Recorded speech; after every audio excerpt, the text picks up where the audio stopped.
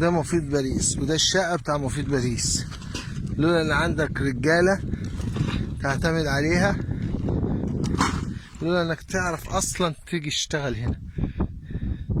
هنا لا في شبكة ولا حتى الان لا في شبكة ولا في طرق. الشبكة هتشتغل اول السنة، وانت لازم تشتغل طبقا للعقود المبرمة بينك وبين المحافظة. لولا انه سواق حبيبنا وجارنا ومع ذلك زعلان ولازم هنرضيه، لولا انه رضي يجي. عمال بتوعنا لولا انه رضيوا يجوا. حاجات اهي جايبينها، وجايبين هنا صوبتين هنبتدي بيهم، جايبين مواسير.